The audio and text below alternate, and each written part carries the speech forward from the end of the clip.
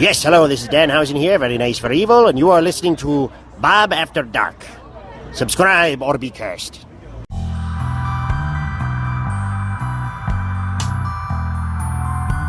From Mothman and Nessie to the spirit that haunts your home, welcome to Bob After Dark, a podcast about legends, lore, and the supernatural. So turn your lights down and your volume up and enjoy your trip to the shadows.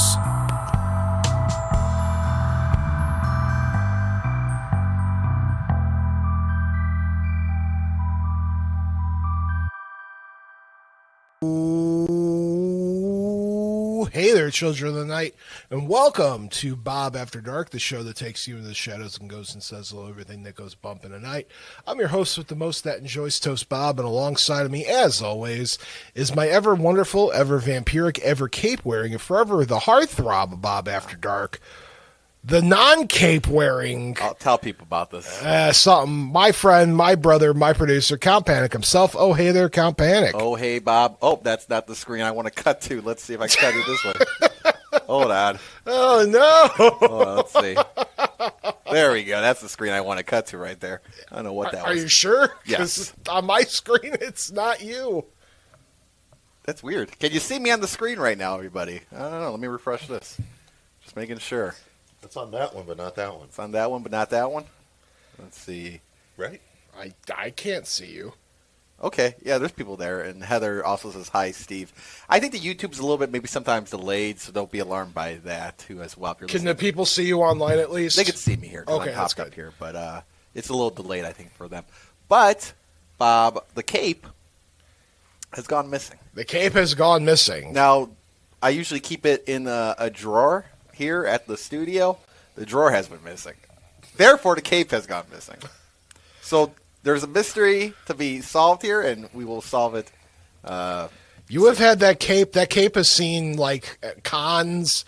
It went to Riot Fest with you. Where'd it go? I don't know where it went. We just got here and it's gone. So, late night WJOB people, please return Count Panic's cape, please. Should we put like a missing flyer out for it? Oh, wanted flyer. Where's this man's cape? Yeah, we'll find it, Bob. We'll find it. But in the meantime, great to be back here on another episode of Bob After Dark. The phone lines are also open, 219-845-1100. If this is your first time ever watching or listening to an episode of Bob After Dark, we are your weekly show where we talk about legends, lore, and supernatural things that go bump in the night, lights in the sky, weird cryptid stories, and of course, Count Panic's favorite color chalk to draw hopscotch squares with. Blue. Good. You? Blue is my favorite color, so that's what I'm going with. It stands out on the sidewalk. And coming back for a second week in a row is the rotating co-host here on Bob After Dark, my brother and friend, pro wrestling superstar, paranormal enthusiast, paranormal investigator Steve Michaels joins us once again. Oh, hey there, Steve. Welcome back to the studio. Oh, hey there, Bob. It's good to be back. It's good to have you back. How's it going? It's going great. This is 2 weeks in a row. It's been a while since I've gone back to back on the show. Absolutely. So what's your favorite color chalk to draw hopscotch squares with? Plain white. Oh, okay. Plain white. Yeah, it's classic. That's It's a classic classic. one. There you go. I, after so many years of doing that bit, sometimes you run out of questions. I didn't notice. You didn't? Oh, I gotta come up with a whole new list. When was the last time you did hopscotch, Bob? Oh my God, 30 years. We should try it again. I break both my ankles. Hey, Panic, can you bring the chalk in that I Get the gave you chalk. earlier? We're just gonna On the table. We'll just do it right out of. I would break both my ankles, probably sever my tendons, and tear my quads. see someone ruptured both their quads. do Playing the old McMahon, but on hopscotch. Classic Bob. So we can't start the show without the Count Panic's weekend update. Count, what'd you do this past weekend? This weekend, Bob, was a good weekend. Very restful. I feel like I say that every week now. It's been a restful weekend, but Nothing too crazy, Bob. Try to enjoy the weather when I can, but it gets a little cold sometimes for the old vampire, and I got to go back inside. But hopefully there are warmer days ahead. Vampire is like a little warm. You and I did something last week. Yeah, we did with Caller John. Caller John. We went out, shout out to, do they still sponsor the station? Big Frank's, yeah. Yeah. Well, shout out to sponsor WJOB Big Frank's Sausage for having us for St. Joseph's Day. Yeah, St. Joseph's Day. I mean, potato they pancakes. still had corned beef and cabbage. I think they officially ran out. They order a lot this year, but they officially ran out, I was being told. But Big Frank's Sausage there in East Chicago, Roxanne neighborhood. They sponsor the station, of course, and Stan Stefanski, a big fan of Bob Anderson, Bob After Dark. He likes the show. Yes. Yeah. Excuse me. Steve, what did you do during this weekend update? What did I do this weekend? I shined my belt up quite a bit. It does look... Keeping it nice and shiny. It looks pretty shiny. I mean, is. we don't know by the next time you come back if you're still going to have it. Whoa. No, I'm going to stop you there, Bob. Smack. Look, Okay. I hate that disrespect from you. We've known each other a long time, Bob. No, there's no disrespect. I'm just saying, like, I was on your first Bob After Dark show here on WJOB. I remember. I'm just saying, like, I'm not saying there's disrespect. I'm just saying there's always the possibility. You think I'm going to lose to that little I- creep I that called in didn't last show? No, I don't think you're going to lose to that little creep from the last show. And I didn't call you a creep. I'm exactly just directly quoting him. I am an unbiased third-party journalist. Barely.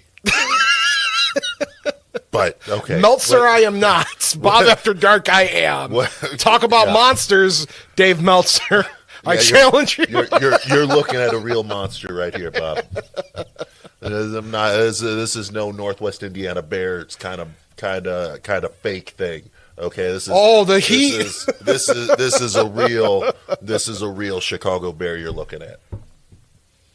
Yes, I look. I'm just talking again. Dave Meltzer doesn't talk about cryptids. I probably should stay out of professional wrestling, even though I'm a big professional wrestling fan in part of my life. But I mean, you would do Meltzer's job better than he does it. Ooh, that's a hot take. That's not a hot take at all. Dave Meltzer, if you're listening to the show, you can call in 219-845-1100. Call in Dave Meltzer. I wish. When was the last time he ever covered the Chupacabra on his publication? When was the last time he said something that was true? Oh, jeez. Okay, moving on. So what else did you do during this weekend other than shine your belt? When you say it that way, it sounds real weird, Bob. You shined your belt. You have a championship belt from Oos Championship Wrestling. It is. I shined up my Unify Heavyweight Championship belt, my Unify World Championship belt, and I made space for the Corona Premier Intercontinental Championship belt that I'm also going to bring home on April 2nd after defeating that little creep, Don Lee Jr. Oh, my word. All right. So, with that being said, are you ready to dive into the show? Absolutely. All right. Before we begin, all jokes aside, folks, there is something very important going on right now. And you guys can read about this in the show notes below in podcast land and in live form. Steve will give you guys the quick link. But this week we're going to be talking about some Hawaiian lore. But I want to talk about something serious right now, and that is Hawaii's under a lot of nasty business right now. So all pro wrestling business aside, the show's dedicated to all the people in Hawaii that are suffering currently from the flooding and the natural disasters that are going on. It's getting pretty serious. Steve, you have a charity that you already have picked out that you want us to talk about. Yeah, I was. Again, all gimmicks and character and all that aside, I've been very fortunate for the past 4 years now to be working consistently in Hawaii, in Honolulu, on Oahu, for Oos Pro Wrestling. It has become one of the true privileges of my career to work there. And to work for all the people on the islands, and now to represent the people of the islands here with this title. The islands have been hit with some really bad storms, caused a lot of flooding, on the North Shore, a lot of rain coming down from the mountains, and we want to help raise some awareness for that. So if you're so inclined, I just lost the link, Bob. I was talking too much. It's okay. You'll get that brought up, and we'll make sure that it's. The Hawaiian Community Foundation. The Hawaiian Community Foundation, folks. They're doing a lot of good stuff to help out the people of the island, to help out all the locals. If you feel so inclined, please, we'll throw up a link. It'll be on the show notes. Yeah. Yep, it'll be in the notes. Please, it would mean a lot to me personally. If you have any extra money, I know money's tight for everybody right now, but if you can, please donate just a little bit and help out the people of the island. They could use it right now. Yes. We have well said, Steve. Vixus says worst floods in 20 years. Then you should be covering more. Beautiful Hawaii. And Steve, I didn't want to bring this up because after that moment, but to your previous remarks, Don says simply BS. Yes, Don's in the chat, by the way. Of course he is. I said it last week, and I mean it. It's very clear that I'm in Don's head. He is now actively watching every little thing that I'm doing. You did call him out on national radio and podcast world last week. I did. That's true. But the fact that he is back tonight, the fact that he is watching this again, Don, buddy, kid, dude, get a life. Okay, Steve Michaels is here. Steve Michaels is trying to make some of his money. This is what Steve Michaels does to make money. Make money outside of holding this beautiful championship. So, quit trying to mess with my money, Don. And why don't we just keep moving along, Bob? Sounds good, folks. So Bob After Dark is split up into two parts. First part of the show is the weird spooky news of the week. That's where you, the world, and me, the Bob, go on the internet. Are we still doing that bit? We did it last week. I just thought that was a one-off kind of. Sorry, go ahead. One-off. We've been doing it for years. I know. I just figured that we had. Never mind. Okay. Continue. Back to weird spooky news of the week. It's where you, the fans, and me, the Bob, go scouring the internet for the weird and unusual news articles. Anything from weird advances that borderline on science fiction to ghosts and cryptids making it in the major media. Anything in that kind of sort.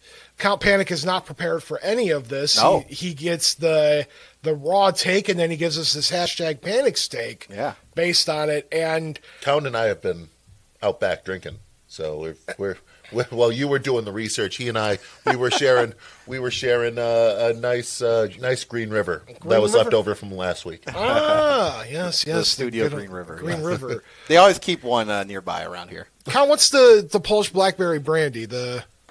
That's the Yeji, but Yeji, don't confuse that with the Green River. No, but I was curious if you guys got into the Yeji. Very different. I didn't know if you guys got into the Yeji, that's all. You know Green River, though?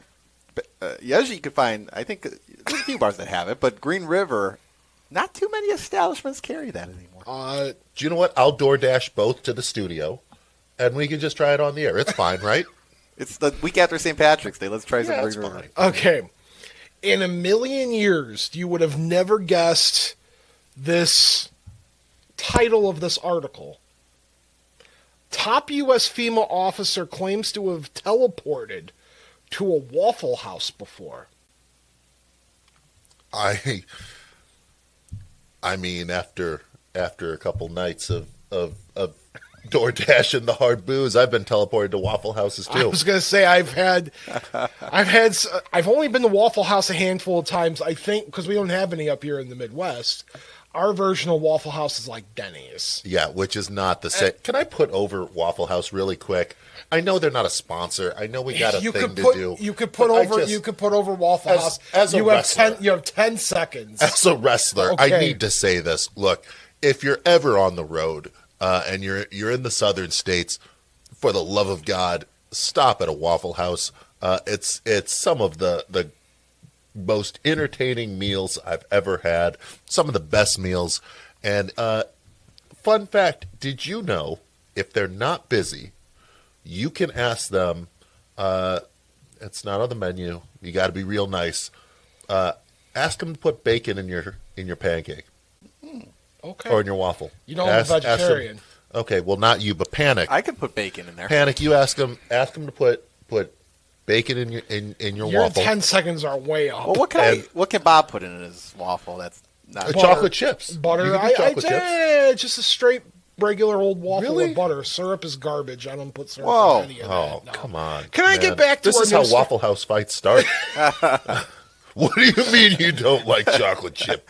I do like chocolate chip, but like if I'm having a waffle, I just want waffle and eggs, no chocolate. That's okay. That's basic. That's basic. You're kind of basic, but that's fine. If that's Okay, what you can I like. get back to teleporting? It's your show. All right, teleporting is no fun. Greg Phillips picked to lead FEMA's Office of Response and Recovery, he said on a podcast. A far-right conspiracy theorist turned high-ranking official at the U.S. Federal Emergency Management Agency, FEMA, claims to have once teleported to a Waffle House. Greg Phillips, who in December was appointed to lead FEMA's Office of Response and Recovery, has spoken on multiple podcasts about being teleported against his will, CNN reported this past Friday. On a January 2025 podcast appearance, Phillips claimed that his car was lifted up while he was driving and transported 40 miles, or 65 km for everybody else across the world, away into a ditch near a church. And in another instance on the same episode, Phillips said he was teleported 50 miles away to a Waffle House in Rome, Georgia, CNN detailed under the deep dive in Phillips' past public statements. I was with my boys one time, and I was telling them I was going to go to the Waffle House and get Waffle House, and I ended up at a Waffle House that was in Georgia, and I end up at a Waffle House like 50 miles away from where I was. Phillips said on a podcast, Onward, co-host by Catherine Engelbrecht. Phillips added, and they said, "Where are you?" And I said, "A Waffle House." And a Waffle House where? And I said, a Waffle House in Rome, Georgia. And they said, that's not possible. You just left here a moment ago, but it's possible. It was real. But Phillips did warn about the dangers of teleportation. Teleportation is no fun, he said. You know what's happening, but you can't do anything about it, and so you just go, and you go with the ride, and wow, what an incredible adventure it is. Waffle House is an iconic U.S. diner chain known for being open 24 hours a day, 365 days a year. Craig Fugate, who led FEMA under Barack Obama, once said that Waffle House can provide insight in the level of seriousness of disasters. If you get there and Waffle House is closed, that's really bad, and that's where you go to work. That's the Waffle House scale. That is a real thing. That's a very real thing. This kind of goes on. They talk a little bit more about like conspiracy theories, and we're going to skip that part. But Sounds like you had a neat Friday night. But in essence, by the way, shout out to our pal Chuck, station engineer, studio engineer. I think that's his title around here, right? Yeah, whatever. Yeah, Chuck. Shout out to Chuck for this news He story. fixes things. And Chuck is our studio engineer at the end of the day. This is all a part of his plan. The studio. So that's our story. Hashtag Panic's take. Yeah, Bob. I don't know. This one's kind of a weird to take. Steve, he might have just had a little too much to drink, I think, there. But if you're going to teleport somewhere, why not be Waffle House? So good for him. Hashtag Steve's take. Yeah, did you know there are actually certain items that Waffle House are not allowed to make via corporate edict? You cannot get a pancake at Waffle House. Well, yeah, that makes They're sense. forbidden. Yeah, I get that. French fries as well. Cannot get French fries Wonder why. at a Waffle House. Hash browns. You can get hash browns, but yeah. Okay. But yeah, sounds like he had a really fun Friday, and just kind of. My personal favorite is, I guess, teleportation is just declassified now. Everybody, we have teleportation. It's coming. It's here. And apparently But it only only works if you want to go to a Waffle House, House. which honestly is the best use of teleportation I can. If I could just be like Waffle House, and then just open my eyes and I'm in a Waffle House, I want you to know I would be at a Waffle House right now. That's something we lack over here. We don't. And have. I would come back. I'd bring you waffles. I'd be like WJOB, and then you'd be like, where'd you go? Like Waffle House. I brought everybody stuff. We need I a brought Waffle you. House. I brought Panic his chocolate chip, and I brought you your basic plain waffle. We have our first caller on the air. Let's see if I could do this here. I'm hitting the talk button. Do you have hot sauce on your desk, Panic? There's hot sauce. I don't know why there's hot sauce. They're not sponsoring the show. I'm just curious. I just saw it. It's the Waffle House. But Okay, caller on the air. Caller, you're not on the air. hello, caller. Hello. Wait, we heard you. Teleport him in, Panic. Keep talking there. It's we can hear you, but it's choppy. It's. I think it's a bad connection, caller. He's trying. Hello. This is live. This is live radio. Well, This is live radio. he'll Right Here, here. why don't You we? can call back there. Yes. Well- Hello. We dropped it for now. Okay, let's get to our next. Well, wait. news story. Time out. Let's try this. No, never mind. He could call back. Caller, you call back, and we promise we'll get to you after this next story. Ohio drivers urged to beware of a loose ostrich. You laugh, but this article comes from UPI, written by Ben Hooper. Okay. Last week we talked about the Bigfoot epidemic in Ohio, and the asteroid or the comet that blew up into the air, and now there's an ostrich. Why am I hearing myself? I think because we took the call again here. Oh, there's a caller on the air now? Yeah. Hello. Hello? There we go. Hello? Caller, you're on the air. You got your. Hello? Yes, hi, We caller. can hear you. Can you hear me? Yes. Hello? Yes, we can hear you. Can you hear us? Yeah. Yeah, but it came out really distorted the first time. Yeah, we were choppy the first time there. You can hear me now? Yes. Yes. Hey, Steve, how you doing? Hey, this is John. How you doing, Bob? Hey, John, how you doing? Hey, it's good to hear from you. Geez, Bob, you don't have to sound that excited about it. Hey, John, how you doing? He's Well, excited. I mean, come on, a little bit more excitement. I A would little say. pep in your Oh, step, hey Bob. there, John. How are you this Hey, evening? Steve, there you go. Hey, Steve, I think last Thursday I was teleported to Big Frank Sausage, Yeah? and I don't know how I got back to the house either. Maybe, and I tell you, if you guys are going to look for Yezha tonight in Green River or whatever, count me out. Don't, He takes a- he's I gotta like take to a go break with you again. guys, but don't invite me to. And then the count will tell you the story after off the air about that. But there's some good stuff. Did you ever try it? I have not tried it. I Don't have do it not- I before a have not match. tried it. No. Oh, my word. It's good Well, stuff. okay. Well, you know what? Then I wouldn't mind going out with you and the accountant Bob and having a couple of just with you, just a couple now. Just a call. Just a couple. We'll a couple, be, but we'll you be know how proper. that We'll just goes. do a couple. So anyway, this teleporting thing was a Chuck sent in. Yeah, it was a Chuck story, right? There? Yes. Yeah. And that's it. Just none of. I mean, none of you guys ever heard of anything like that? According to science, we are nowhere near teleportation. I mean, there's been several conspiracies over the years that we have the technology for teleportation, but this is the director of FEMA saying that he teleported to a Waffle House. So who knows? Yeah, I mean, it's a little bit different than the reports of time slips and stuff. Sure. Which, you're you're still in the same location, but Time is it's different. times changed around you. This is slightly different. So, but I've never heard of actual teleportation before, which is So he was actually at one location and ended up at this Waffle House That in was Georgia? it. Yeah. that's his story. with no explanation how he got there. No idea.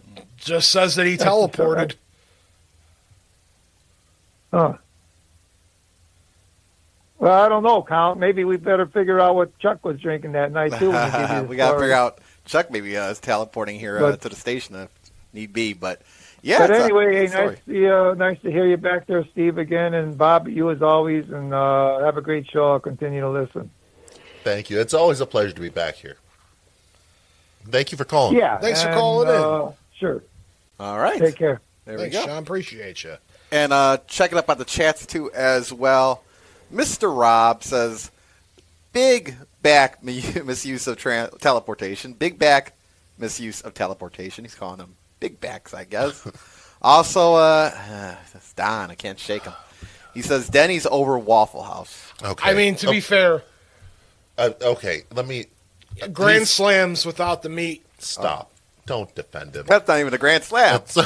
You get the vegetarian Grand Slam, which is the bacon, or not That's the bacon, That's the eggs. that's the The bunt. eggs, the eggs, pancakes. Yeah, that's the bunt. That's not a grand slam. That's a bunt.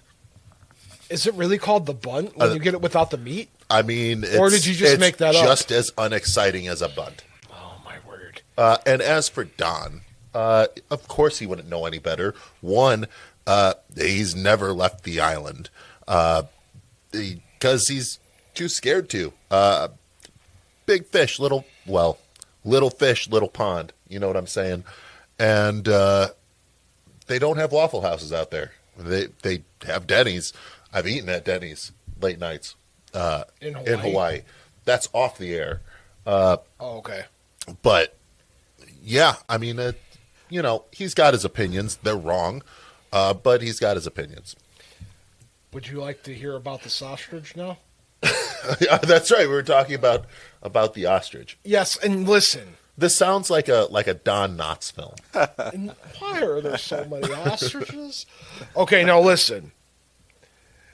Authorities in Ohio urged residents to use caution when an escaped ostrich was spotted running loose near a pair of roads. The Madison County Sheriff's Office said on social media that the ostrich was seen Monday in the area of Lafayette Plain City Road and Taylor Blaine Road in Monroe Township. Drivers were urged to use caution in that area to prevent injuries to humans and giant birds alike. The sheriff's office later updated the post that the ostrich has been safely captured and returned to its owner. Hashtag Panic's Take. Yeah, I mean, this is a happy ending at least. The ostrich has been taken back, but yeah, that could be turned into a movie, Bob. I think we gotta maybe call our Hollywood friends. We still have Hollywood friends, right? Yes. Sure. Yes. The reason I picked this story is because missing animals from zoos and circuses, oh, by the way, hashtag Steve Stick. Yeah, I feel like what I'm going to say is going to lead into what you're about to say. Yes. I just kind of get this feeling. If it was late at night, dark road, side of the road, Ohio. what, and you ostriches not native to Ohio. Oh. In case you didn't realize that, what would you think you saw? I don't know. I mean, this kind of is how cryptid stories. Oh, this is exactly how cryptid stories start. I mean, you look at some of the cases of like the Phantom Kangaroo in Chicago, which is Jack Chavez is my favorite Jack Chavez story of all time. You have different stories of like the Crimson Ghost in Arizona, which is the Arizona, New Mexico, and the deserts around there, which are the phantom camels. Right. But a phantom ostrich is news. That's new. If you drove by and you seen an ostrich late at night just running along the side of your car, and you're not expecting to see an ostrich, you might put two and two together and be like, I just saw some sort of creature. Right. Exactly. And I think that's kind of an interesting side point to this. Is like, yeah, ostrich in and of itself not super spooky, but tangentially, this is how a lot of cryptid stories and a lot of legends get their base. And this show talks about legends. It's at the core of what Bob After Dark is as a show. This is how it starts. Yep. Is okay, assuming they never caught it, assuming they never saw it, that news article would read, "Man sees ostrich side of the road?" ? Yep. And then we would be talking about, well, is there a mysterious ostrich that is roaming the Ohio countryside? Yeah, the were ostrich. Yeah. Yeah, and that's what I would call it. I'd make up some nonsense being like, I saw the ostrich shoot lasers from its eyes. Yeah, I mean, but that's how it is, though, right? Like the light would hit the ostrich eyes, and they'd be like, it had glowing eyes, man. And then you're like, okay, well, there's this glowing-eyed ostrich. Maybe it's real. Maybe it's this weird monster that's a harbinger of death. Who knows? But yeah, this is how it happens. Absolutely. Finally, our last news story isn't new news. It's kind of old by a couple weeks. But I will never get a chance to talk about this ever again on the show. And that is my love for the concept of people making the video game Doom work on really weird and odd, mysterious, ways. Okay. I know where this is going. I'm going to make this as very simple as possible for the folks out there that don't know. Doom is a very old video game where you go around in first person shooting demons in hell. That's it. That's the concept. There's no real plot to Doom. You just shoot demons with different guns. That's it. And that's it. That's it. And you're in a maze and you're just shooting demons. Yep.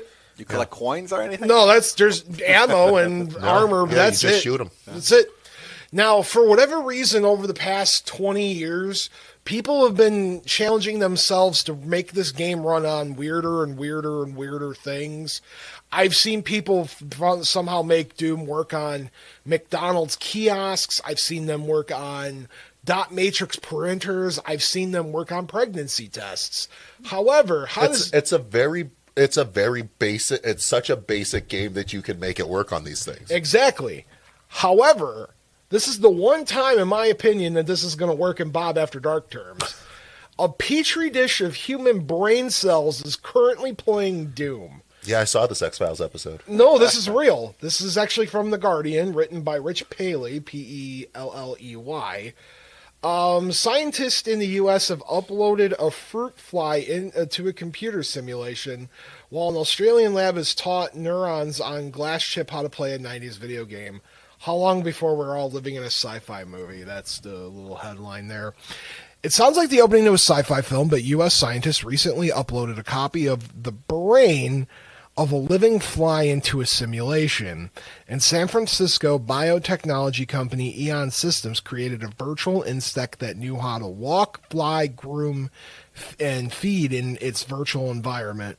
Researchers in Australia, meanwhile, have taught a petri dish containing 200,000 human brain cells to play the iconic 90s shooter Doom. One experiment was pushed a brain into a computer. The other has plugged a computer into brain cells. Both stories have hailed scientific breakthroughs, but have also sparked inevitable fears about the prospect of lab-growing humans and digital clones. Should we be concerned? I don't know if you ever seen Blade Runner, iRobot, or Ex Machina. Give the fill in the blank.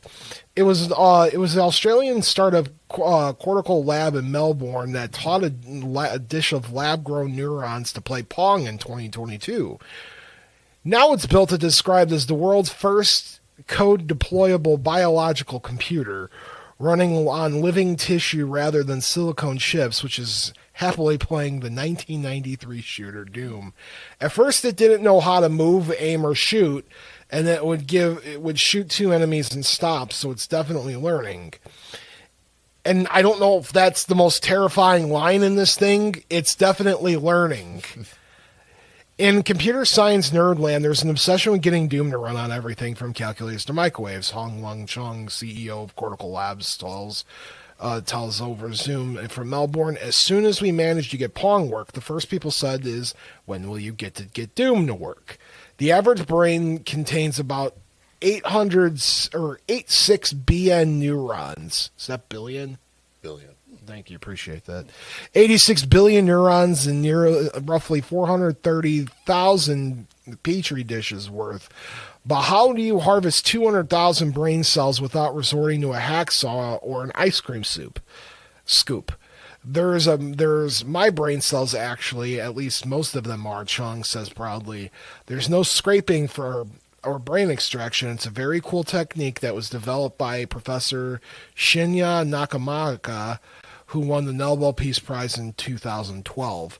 All you need is 10 milliliters of blood, in this case Chong's, from which 100 white blood cells can be harvested. These could be reprogrammed into induced, I don't know what that word is, STELSIMs or IPCS, the body's biological building blocks, which can be reproduced exponentially. Essentially, we reverse the biological clock back to an embryonic state and induce them with neurons and put them on a glass chip roughly the size of 50 pp's, explains Chong. There's a lot more jargon going on here, but we have the concept here is this biological clock, or this biological computer, is sending code to control Doom, and it's learning. Hashtag panics take. Oh, man, this is getting out of control, Bob. Can't these scientists think of anything better to do? Oh, for some people, maybe this is. But the minds of these people, Bob, I mean, how does this even work out? I can't wrap my head around the math or the science of this all. I don't know about you, Steve. Yeah, it's such a weird use of science, like, and medical science in particular. Like, can't we cure cancer or something? Yeah, I mean, like, literally what they did is they took these cells and basically reprogrammed them to become and to become these like brain cells, which is a miracle of science anyway. But for them to be like, hey, why don't we just see if we can make it play Doom, is like such a weird jump in my head. Like I mean, and the fact that it's learning is fascinating, because it shows that even these separated cells can function as the organ does as a whole. Really bizarre, really fascinating stuff. But it does show that we really don't know what the limits are yet of the human body, and what our cells can do. Yeah, 100%. Count. Any follow-up to that? I agree with Steve. I mean, Doom? I mean, at least maybe Pac-Man or something like that, you know? It's just when they teach it how to do Galaga, wake me up. There we go. The Easter egg of trying to get 3 ships captured so you can use 3 ships at the bottom of the screen in Galaga. If we can learn how to do that, then we're in business. If they can teach those cells how to do episode 1 Racer, I would be very happy. And I'd be like, oh, okay, I could pod race using these cells, but my word. All right, Count, you ready to take a quick break? We could do that, Bob. All right. For our folks at home, stick around. We'll be right back. And to our podcast fans, you're about to be hearing words from a show that you should be listening to. Stay tuned. This is Mike. This is Jacob. And this is Matt. We are Moth Boys, a podcast on cryptids, conspiracies, and the unknown. You can catch us every other Monday on, actually, wherever you listen to your podcasts. Thank you. And we're back. Oh, hey there, Count and Steve. Oh, hey, Bob. Oh, hey there, Bob. Count, what'd you do during break? I learned science, Bob. You learned science? And I am proud to say I now have a way to make Frogger a reality. So So explain it away where PETA will not get upset with You just gotta us. trust the science, Bob. I'm not gonna explain it because I don't want PETA on my back, but there's a way where Frogger could be a reality. Steve, what did you do during break? Yeah, I was writing a list of all of the ways that Don Lee Jr. sucks. Oh, is it 1,001 ways? It's 1,002 ways. Well, we got time. actually. Let's go through it all. Yeah, we can go over it after we're off the air, but there's half of them I can't even say on the radio. We'd get a lot of fines. I appreciate hearing that. What'd you do, Bob? You know, I took up a new hobby, guys. I am making gourmet popcorn now. Gourmet pop? Okay, what flavors? You know, butter, cheese, and caramel. Sweet. So just basic flavor, just like your waffles. How about bacon? I'm a vegetarian. What good is bacon? Bacon-flavored popcorn? Bacon flavored, like if it's not actual Yeah, bacon, you could eat bacon can't flavored. you have it? Or is it the essence of bacon? It's probably the bacon itself would get me sick. I don't know. But if it was lab grown, bacon, I don't like lab grown bacon flavor. That sounds like just bacon, friend. Can you? But if there's no meat in it, you could do that, right? I'm not gonna trust it. I'm gonna DoorDash bacon flavor along with the Green River and the booze. The booze. You know, Steve. Yes, Bob. I called you yesterday and I said, "Hey, you're defending your title coming up soon." That I am. I have we're working out our April schedule, and I'm like, "When do you leave for Hawaii for your defense?" And it didn't work out. So it worked out today that you could come on, and because that Oos Pro Wrestling was so kind enough to let you come back home with this title belt and to show it off on the show, I figured we would do some Hawaiian lore this evening. And I appreciate that you're doing that. There's so much fascinating legends, paranormal lure, paranormal activity that happens on those islands. It's a wealth of information there. So as soon as you reached out, I immediately was like, yeah, let's do this. And I could force that little baby Don Lee Jr. to have to sit there and watch as I show off the title that he's never going to get. He actually wrote a comment in the chat. Of course by the way. he did. He said, "Talk about you being in my head. Making a list for me sounds like the other way around." It was just that easy. I could make a list of reasons why he's terrible in my sleep. That's how easy this is. Oh man. He is barely, I won't even say barely. He's not even fit to lace up my boots. My word. That's He should be lucky that I agreed to this match. Okay? I could have said I don't want to. I'm a fighting champion, however. And I will defend against all comers. I've already defended this title once. I defended against Nova Kai right here. and WJOB? Right here in the area. I defended at Rocket Pro Wrestling in Joliet, Illinois. Uh-huh. So I've already successfully defended my championship. Don Lee Jr. doesn't scare me. He doesn't realize that he just keeps poking the bear. Yeah. Maybe I'll invite him to call back in. You think we could? If you, it's your show, man. Oh, well, it's your show. I just think and it's fair. I just think it's fair to get both ends of the story. Okay. Do you know what? Yeah, I will. But once we're gonna get through some of the lore of the week here before we get to your anger, and we'll let them talk. No, however you want to do it. Look, man, it's your show. I'm just here. Count, you I'm think here we as a can? guest. Count, you think I'm you here can as a handle guest. that? Yeah, I'm looking at the phone line, so if something happens, I'll let you guys know. Sounds good. I bet he doesn't have the testicular fortitude to call in, Bob. 219-845-1100. That could go for any of you could call in, but specifically Don, if you want to call in and give a quick rub to Steve, that's That's totally up to you. If you have the, if you feel like calling in from Hawaii, that'd be pretty cool. So let's talk about. Yeah, let's talk about business. Let's Yes. actually get to. So there is a lot of interesting stories that come out of Hawaii, but nothing more terrifying than the night marchers. When I brought up to you that I wanted to do a Hawaii episode, one based on what's going on there, two, you're doing your big wrestling thing there. You were like, have you ever heard of the night marchers? And I said, no, admittedly, I have not. When it comes to Hawaiian lore, I know I've seen Moana, so I know like the bear. You laugh, Yeah, but it's no, I know. You laugh, but it legitimately teaches you some Polynesian. There's some Polynesian lore in there. Yeah, exactly, there really is.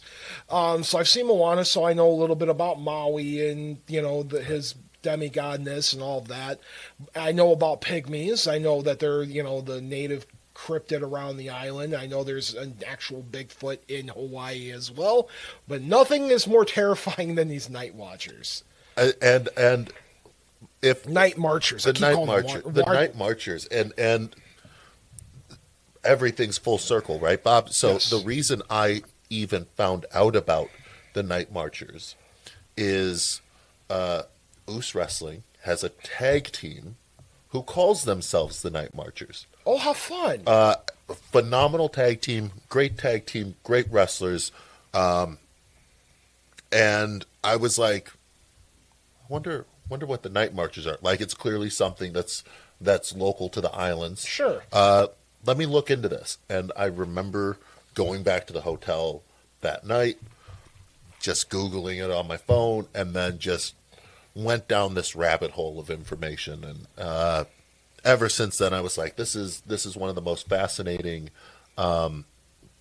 legends, supernatural stories I've ever learned about. So Yes. I'm grateful we're doing this. Now I'm going to give a deep apology before we begin to the native people of Hawaii that are going to be listening to this episode, because I am going to butcher your language. I've listened. It's tough. It's a tough language. It is a to tough get language. The pronunciation I have right. listened to podcasts to prepare me for this, and it's not going to happen. So what I'm going to do, because I know you're watching, I'm going to spell it. When there's a word I'm not going to attempt, I'm going to spell it. All right, so in Hawaiian lore, this is coming from Honolulu Haunts, which is a Honolulu ghost travel company like you would see anywhere else. In Hawaiian lore, the Night Marchers, or the Huaka I Po, Huaka IPO swiggle, or spirit ranks, Oyo, OI', are murderous shades, demons, revenants that haunt the island. They are rabid, galvanized specters of ancient Hawaiian fighters, heroes, and warriors. Legend has it that the night marchers spring forth from their burial sites or rise up from the sea on nights devoted to worshiping the Hawaiian god of the sea, Kanaloa, Kanaloa. They don their battle garb and march towards the classical Hawaiian battle sites or to other holy sites. Old-timers say that night marchers are normal-sized warriors dressed for battle, bearing lances, maces, and other classical Hawaiian weaponry. They are accompanied by a marching band beating on war drums and blowing tones through conch shells. The wind carries their song, and all who hear their advancing march meet a tragic end. The tale further states that the night marchers of Hawaii float as they cross into the night, but they vanish before dawn and leave no evidence of their visitations. All that is left is the dead and the missing that might have crossed their path. The night marchers travel in darkness right after sunset and march as an assembly of murderous wraiths until just before sunrise. Nothing stops them. Nothing is able to halt their mass. They are an unstoppable horde with intelligence and ferocity of the warrior spirit within. Now, you and I talked about this before the show. It is written here in research, so I'm getting up to a point, but it is in my research, And it has come from a source that wasn't ifunny.com, which is what you found. So you did find this in a reliable source. And I'm going to continue reading. iFunny is a trusted source. It's a trusted source. It comes from the actual people from there. So if this part of the lore is wrong, I am sincerely apologize, but I'm reading it from the lore that I researched from a credible source. Anyone living along the route who hears their chanting, their conch shell, or even their feet on the night wind must be cautious. Mortals must find refuge immediately, lay on the floor, and never look up towards the racket. They must avoid being noticed by the night marchers, otherwise harm or even death might be the reward. Ancient Hawaiian tenets assert that any mortal gazing upon or being viewed in defiance to the marchers will die horribly and violently. Some people declare that if they lay down on the ground, they will be forgiven and spared. Given proper respect, fear, and reverence to the night marchers is the only option you want to survive at night. Also, mortals can circumvent any harm or death from the night marchers by being lucky enough to have an ancient ancestor soldier within their family tree. If a night marcher encounters a family mortal, they'll call out "Nau," N-A-apostrophe-U, or "mine" in Hawaiian. They claim that soul, telling the procession that it's their property and not to harm them. Another way to avoid night marchers is by planting living tea or cordyline ferns. That's the word. Sorry about that, folks. Around the house, it's a powerful amulet said to keep evil spirits at bay. The old Hawaiian folklore. By the way, the thing that I was talking about was not in this article. It was in another article. So there's another way that you can get away from the night marchers. This comes to us from Mysteries of the Hawaii blog, mysteriesofhawaii.com, and they have a whole thing here about the written parts of stuff. So this is the bit. If you are unlucky enough to, as the sign is pass unheeded, your best chance of survival is trying to lay prone with your head down. And if you know it, you can chant your genealogy. However, and you laugh, other sources say that one can strip naked, urinate, and rub the liquid all over their body and hope the night marchers will find you just disgusting and not right in the head and will leave you alone. Look, I'm not doing this as a bit. I am not doing it to make fun of the story. I know it sounds wonky, but that's the lore that I got from the Mysteries of Hawaii blog, and these people have extensive articles written about what they do. So about urinating on themselves. No, we have a caller on the line. We do, Bob. Let's take this call. I'm going to hit talk. Hopefully they can hear us this time. See what happens, and caller on the air. Oh, hello, gentlemen, Bob and the Count. Hey, Bill, how's it going? Well, I've been listening, but with all this basketball going on, I didn't know what, if you guys are on or not, but I figured tonight you'd be on. Yeah, March Madness, I think Sweet 16 starts Thursday, so we're good. We have a little break in basketball right now. Well, we did, yeah. Like I say, I'm enjoying the show, and hello to Steve over there, and congratulations to you. Thank you. It's good I'm to hear sure from you. Well, yeah, But is there any hauntings going on in East Chicago, or that you know of, or? Well, besides your old church where you went to, not where you went to school, but what's the church that says they have the headless nun? Well, St. Stan's. But St. Bill knows about St. Stan. We Oh, talked about St. yeah, Stan's. that's St. Stan's. Yeah. There was supposed to be a gentleman there. I don't know, the story I heard where he was painting and he fell off the scaffold and he passed. And every so often we used to have meetings upstairs, and every so often you'd smell paint. Now, see. So how do you explain that, Bill? I mean, I smelled it a couple of times. I don't know what to say. And Colin, I hope you find your cape. I didn't take it now, all right? No. Well, the problem here, Bill, is it's not just the cape. It's the whole drawer that had the cape in it is missing. So the whole drawer is gone. If I could locate the drawer, well. I bet the cape is still intact. I better check the dumpster out front, by the way, just in case. But we'll see. I mean, but other than that, besides, St. Stanza, I don't know, there's a few others, but it's been quiet. I haven't heard anything. Yeah, I mean, you got the Club Cuyahoga stories, right? And well, you got Club Cuyahoga. I mean, I used to go in there after I used to umpire there, and I go in for a pop, So yeah, some spirits. So other than that, but like I say, I'm enjoying the show, and you guys take care, and I'll be listening. Okay. Thanks, Bill. Appreciate you calling in. All right, no problem. All right. Take care. Take care. Thank you. All right, so the whole thing behind the Night Marchers is talking about protecting Hawaiian royalty. In old Hawaiian folklore, the laws held that the body parts of a king or chief were sacred and cannot be seen by commoners. The penalty for viewing their dead bodies was always instant death.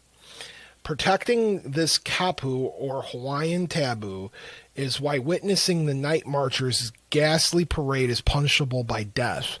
Common people were not allowed to lay eyes upon these godlike rulers, but the dedication these Hawaiian warriors have for their rulers extends even further than that. A Hawaiian king or chief, known for being enamored with music, would be honored with the drumming and chanting. If the honored, meanwhile, loved the sound of silence, the march... This is terrifying. And then the march would walk with cat's feet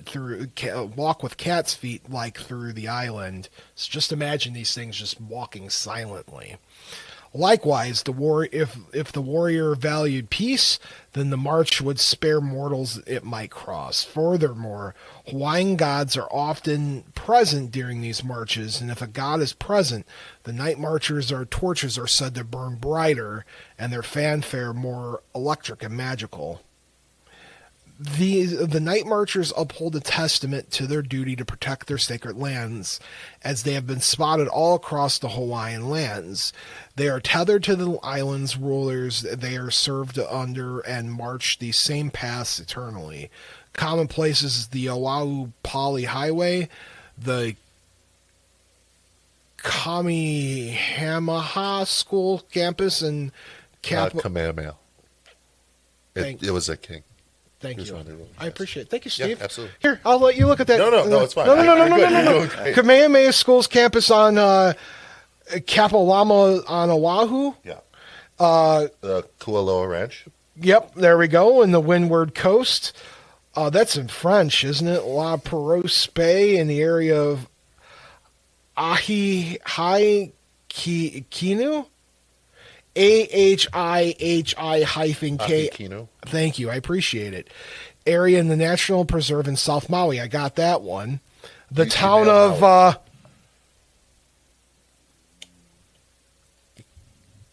Kanuakaki and Molokai.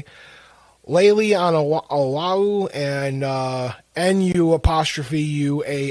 Poly Lookout are some of the different places that they are supposedly found to be marching. Thank you for the help, Steve. Yeah, absolutely. Glad to be of service. Yes, I have butchered many a language on Bob After Dark over the years. Butchered many a language. And now you have butchered Hawaiian. I have. While your prospective Hawaiian opponent is watching the show right now, being like, "Ooh, boy, maybe I shouldn't call into this show." No, I mean you did good, and those are, it's interesting, some of these locations. Because you'll see them coming from the mountains, right? Yeah. And so it's seeing the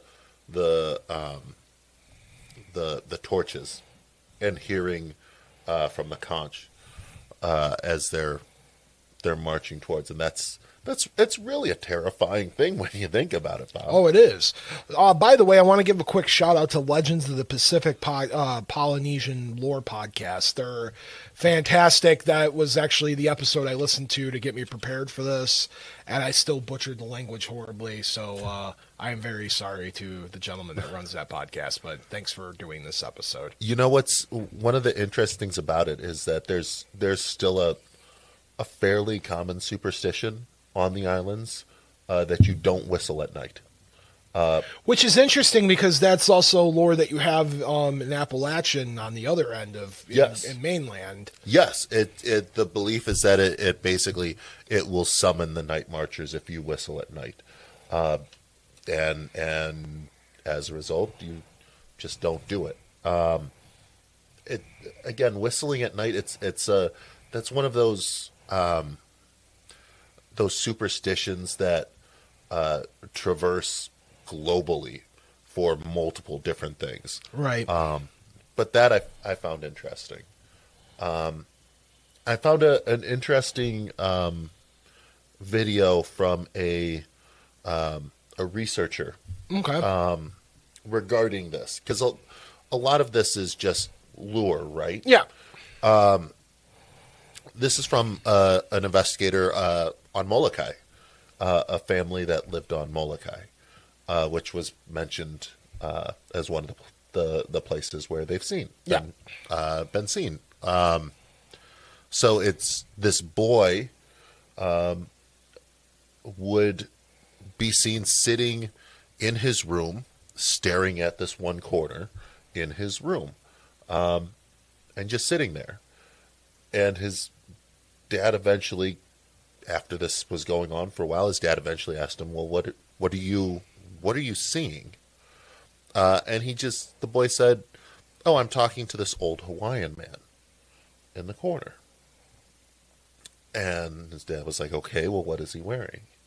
And he told him he was wearing dungarees and boots. So he was like, "Okay, well, let's move some stuff into the corner and just kind of avoid this." Sure. Because that's a very strange thing if your child comes and does that. After they moved things, every night around 8 o'clock, this boy would then, the dad would see this boy walking out of his room like this, like he was holding a hand, and walk into the hallway and walk down the hallway. This happened night after night after night. So eventually the father called a kahuna, which is basically like a traditional Hawaiian priest. Sure. To oversimplify it. And he walked around the house. He walked around the outside, went inside, walked around on the inside, and went to the child's room eventually, and didn't go into the room, looked at the corner and said, "I want you to know there's a old man buried in that corner of the room. But don't be worried, he's protecting him." And so the father was like, "What do you mean he's protecting him?" And he said, "Your house is in the path of the night marchers' path." Ooh. And they are coming down from the mountains through the ocean, and their path grows straight through your house. And he was like, "You mean just down the hall?" He was like, "No, it goes through your house. He's protecting your child from the night marchers, and he is making sure that he doesn't go with them." He was like, "All you need to do is just put everything back the way it was. You put everything back the way it was, the night marchers won't be angry. He won't have to protect him from the night marchers. Everything will be fine." Sure enough, moved everything back to the way it was, and the kid never walked out of the room again with it, stopped talking to the person, and it was resolved. Absolutely fascinating that what is a traditional paranormal case, a traditional haunting style case, directly linked to these night marchers and their direct path that they had to take from the mountains to the ocean. That talk about being buried on like haunted ground. You know, people say here mainland being buried on like native burial ground. Imagine your entire house being on not burial ground, but an entire marching field of the undead. Yes. Yeah, that's essentially what it is. But when the kahuna said, you know, hey, he's this, whoever your child's talking to is not here to hurt him. He's actually protecting your child from these night marchers. And if your child was to leave, that's it. Absolutely fascinating stuff from an investigator standpoint. What do you think, Count? You know, one thing I want to point out with the whistling, I don't know how to whistle, so... so you're good. I'd be fine. I can't whistle in the dark. But, you know, the Hawaiian, I mean, you figure the islands have so much lore alone, I mean, for, you know, cryptids and haunted, spooky things. So, I'd never been to Hawaii, Steve. You should go. It's great. Maybe I should go for the investigations alone. You should go. It's great. It's. Have you ever done a ghost tour while you were in the Hawaii? I haven't. It's on my list. Yeah. Amazingly, I haven't. Okay. Investigating in Hawaii. Yeah, it's a great place. The people are fantastic. The islands are absolutely gorgeous. The only downsides are from here it's a while to get there, and you got and Don Lee Jr.'s there. You know, you have mentioned Don Lee, correct? I'm pronouncing that correctly. Don Lee, Don. I've heard your name get brought up quite a bit during the show tonight. So I'm inviting you to call back one more time. Steve, it's only fair. No, do you know what? It's fine. It's fine. No, I figured. I get it. I understand. I will let him. I understand Maybe he won't call in. He probably won't. If you want to call in, by the way, folks, our phone number is 219. What's that? What time is it in Hawaii? It's 5 o'clock. It's 5 o'clock. He's probably shoveling his face full of food.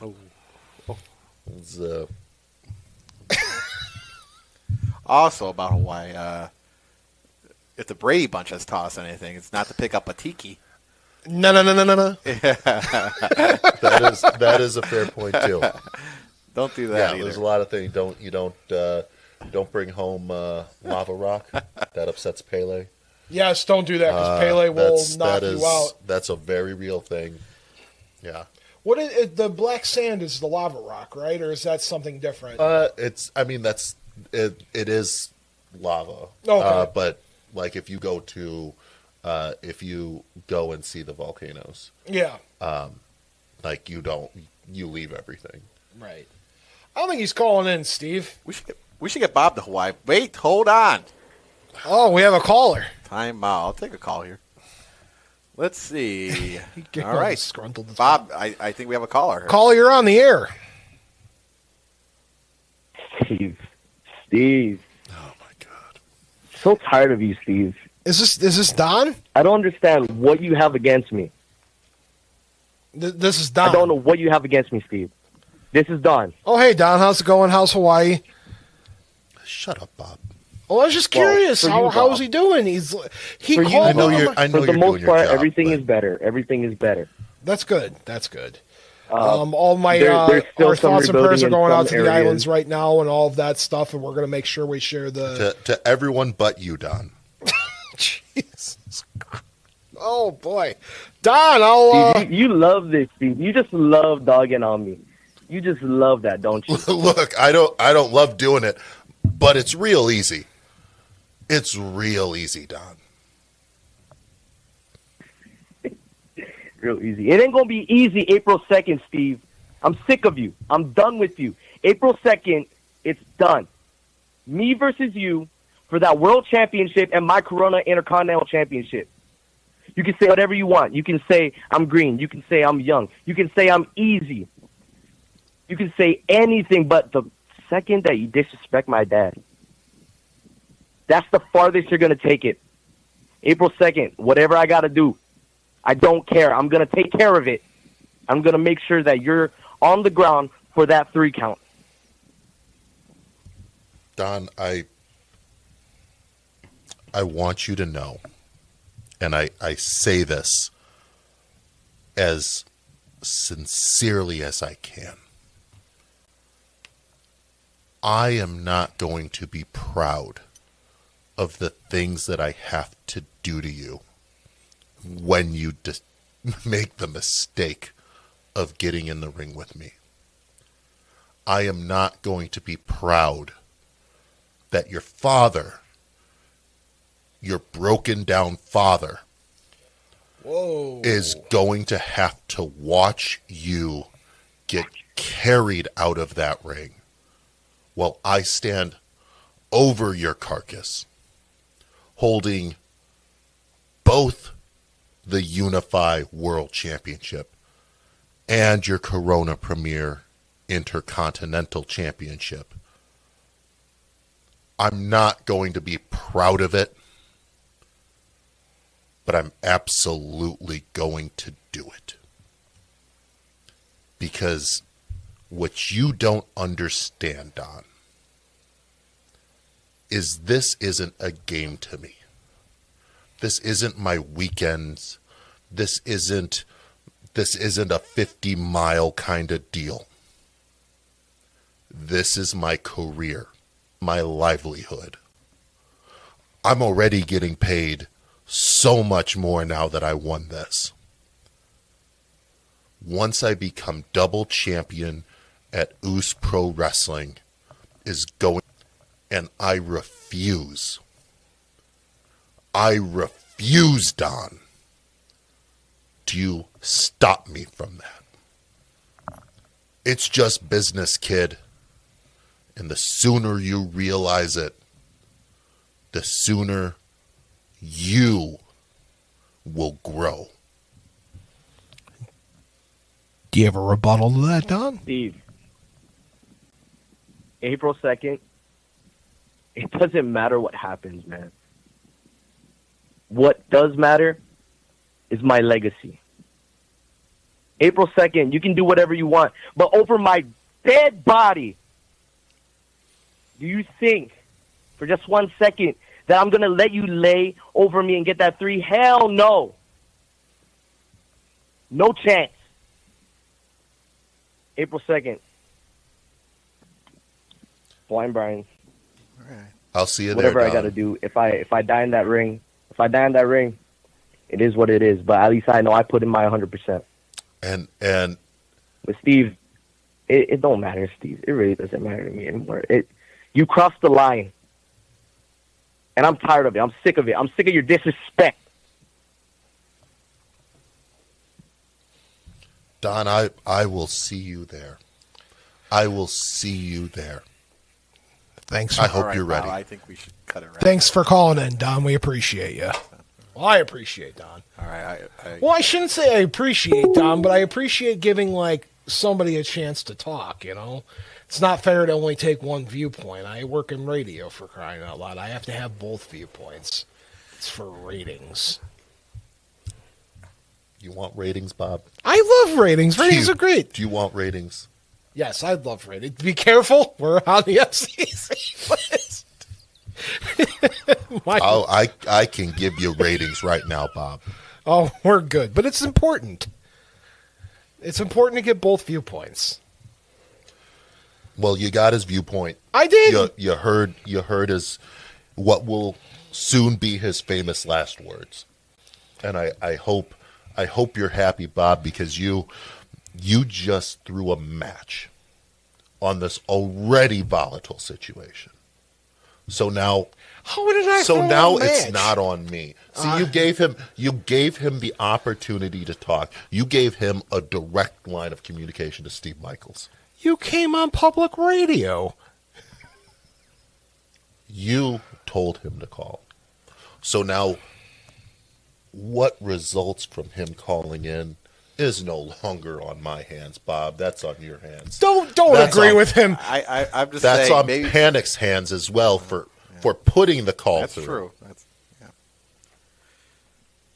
I'm sorry we had to do this, Bob. I'm sorry It's okay. I had to cut you down. This is my life. To loosen the situation, Vixen Chat wants to know if you'll be enjoying some spam musubi. Musubi, and yes. Okay. Yes, Bob, you got to get that right. Yes, that's Vix wants says loves spam and Miss Honolulu. So yeah, it's stop at Musubi Cafe every time. If they want to sponsor me, I will happily take that sponsorship.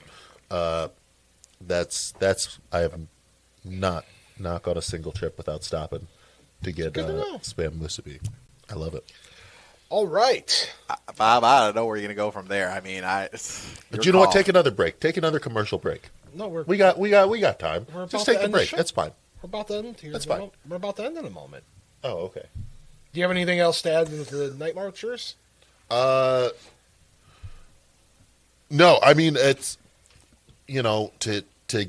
to try and get back on track. I'm sorry, I'm still a little thrown off here, Bob. It's okay. Oh, look, Still a little bit hot about all that. Night marches are such a unique phenomenon to those islands.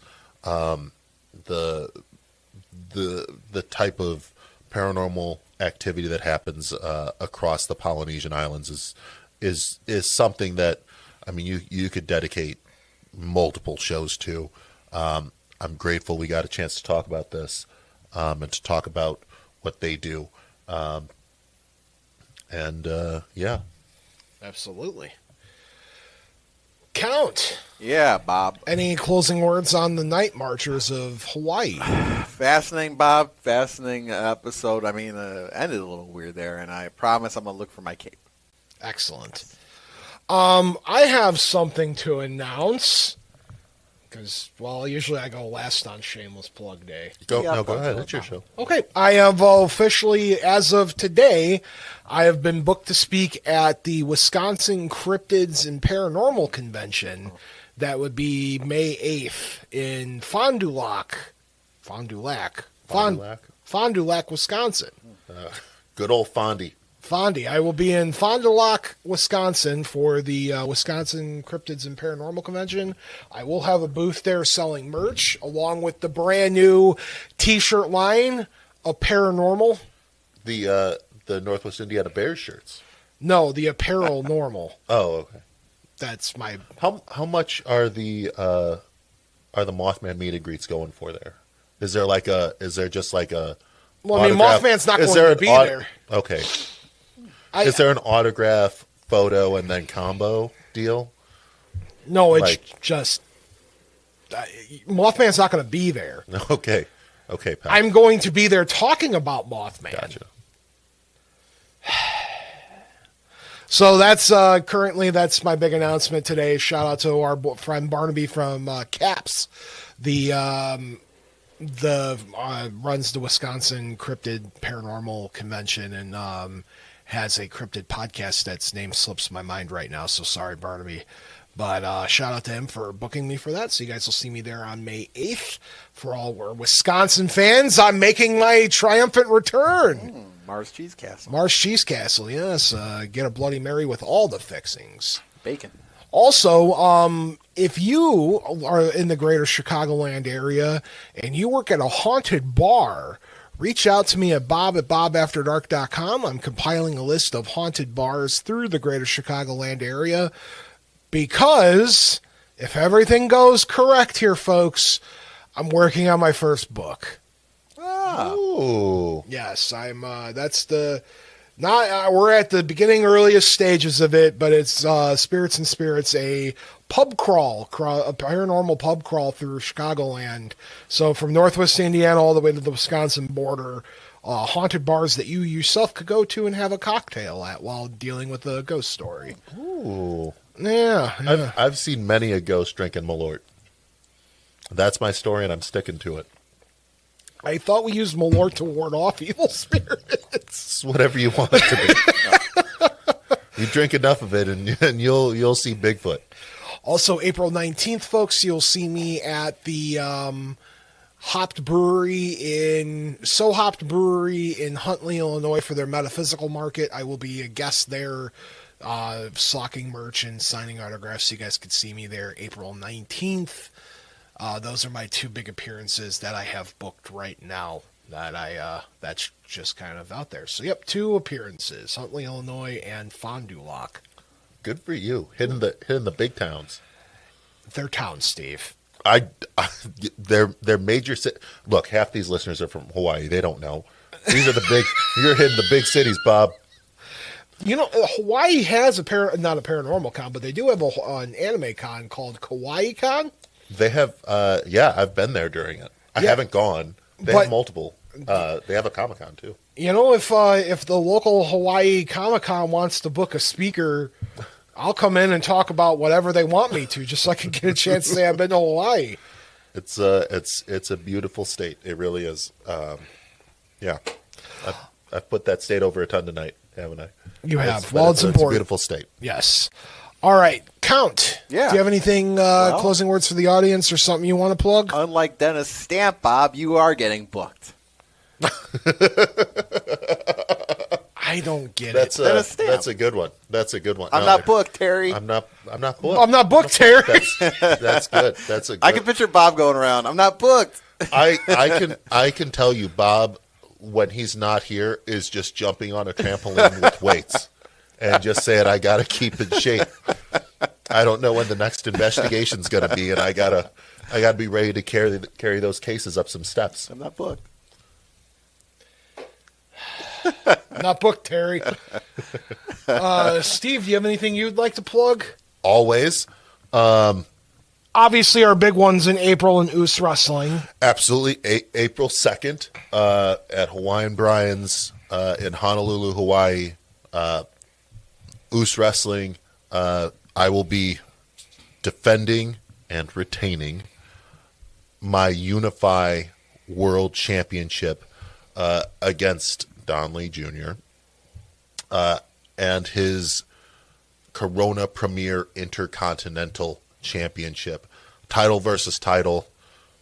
2 champions walk in, 1 champion walks out with two belts.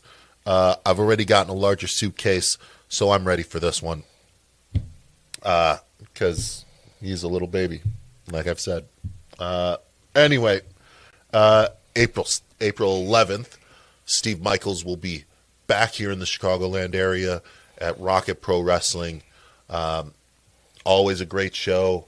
RPW does some great things at St. Joseph Park. That's an early show.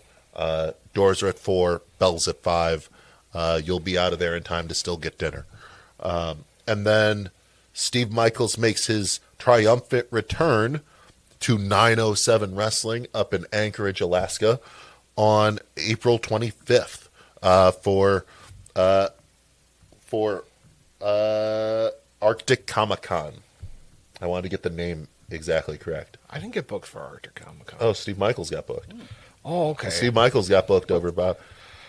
I mean, I didn't apply, but yeah, I mean, it's 907 is doing a show live at Arctic Comic-Con, putting on some matches for everyone there. It's included with your ticket. Go check that out. Again, another fantastic roster of guys. So go check that out. And then once again, as we stated kind of at the start of this show, it'll be in the show notes later. If you're able to, please make a donation to the Hawaii Community Foundation. It's hawaiicommunityfoundation.org. They're doing a lot of things to help with all the flooding across the islands, and any help would be appreciated for those that are in need, for the businesses that are in need out there. So that's what I got tonight. And just on a personal note, Bob, I appreciate you having me on this show once again, and it's always a pleasure. Absolutely. All right. On behalf of myself and Count Panic, we just want to say goodnight to all of you, and to Steve Michaels. On behalf of him, he just wants to say to that little dweeb, That's a good name. Yeah, for him, I like it. a little dweeb. We'll see if he can take your belt away. He's not, but I. No, he's not. It's okay. He's not. All right. Good night, everybody. And to my mom, I just want to wish you sweet dreams. Dad, wherever you are in the universe, I hope you're comfortable doing whatever it is that you want to be doing and happy. And to Tiff, wherever you are in the world, I hope you have the sweetest dreams to them all. Good night, everybody. And remember, the two most important rules of Bob After Dark are not all who wander are lost, and as above, so below. Until next time.